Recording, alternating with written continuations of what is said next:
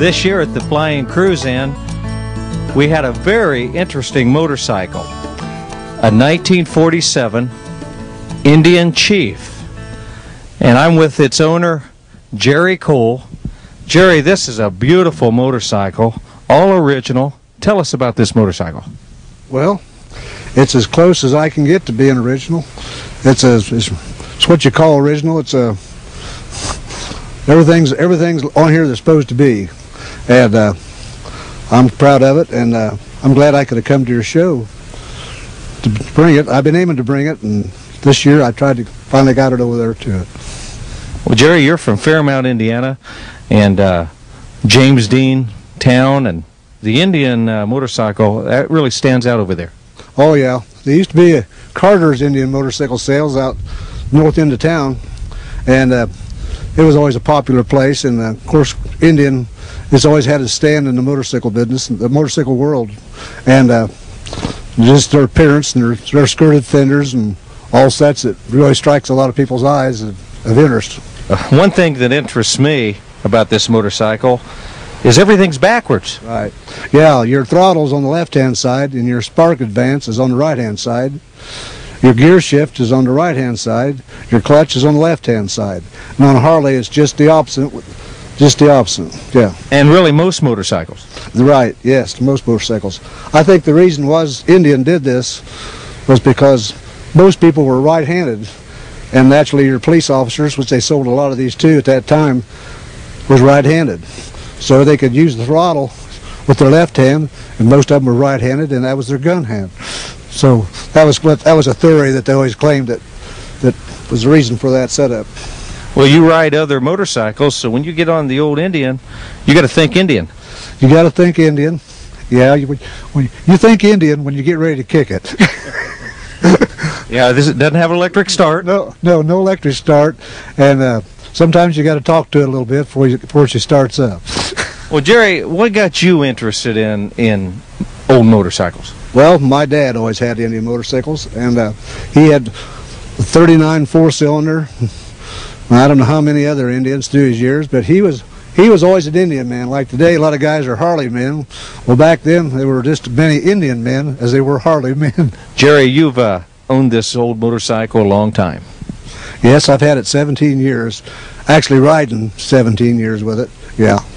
And this is my second Indian I've had. This is a two-cylinder motorcycle. What's the horsepower? Well, it's probably equivalent to a 74 like a Harley is.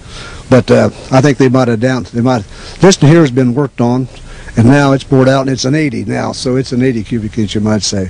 So, which is nothing uncommon because things wear out, and you've got to replace other parts, and you go if you could go a little step higher, why you do. The old seat's very interesting. Yeah, it's a solo seat, and I've got the chum seat. That's a two-person seat that goes on it, and but I'm the only one who rides it, and my wife doesn't ride anymore, and so I just put the solo seat on it because it's more comfortable riding the solo seat on it. The gas tank arrangement's interesting. Right. You got two gas tanks, and you got an oil tank. Your front one over here on the left-hand side is your big gas tank, and then on the right-hand side you got a small gas tank.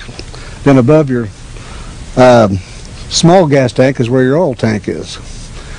So if you run out of gas on the road, the reserve tank could get you back to the gas station. Right. You got a reserve. You probably got about a gallon and a half, maybe 2 gallon in there, something like that. I'm not really sure. It's a very interesting color on this motorcycle. Right. A lot of people think that Indians have to be black, red, yellow, green, or not. They called it desert green then, or I guess a desert green. But actually, when I was in California, I stopped at a dealer in California.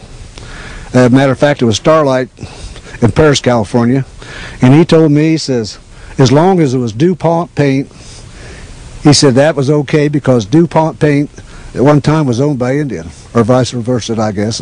But anyhow, any color, but he says the standard color for Indians back earlier was what they called sunshine yellow, seafoam blue, green, and black. And you see so many red ones, and some of the early ones was green. The 41 Bonneville was green. But I always liked green. You know, green was always a bad luck thing for a lot of people, you know, in the early, especially cars days. And but Carter out here at Fairmount had a green one. And when I restored this, it was, I think, originally seafoam blue. But I liked his green, so I painted it green. Well, it's beautiful. Tell me about the running lights and also the insignia up front. Yeah, you got your chief. Here's your running light. These are your spots. And Unity made the spotlights for Indian. I've never seen this little gadget on a motorcycle. What is this? Well, that's when you're kicking, and sometimes when your ratchet goes through, you get a quick down thrust.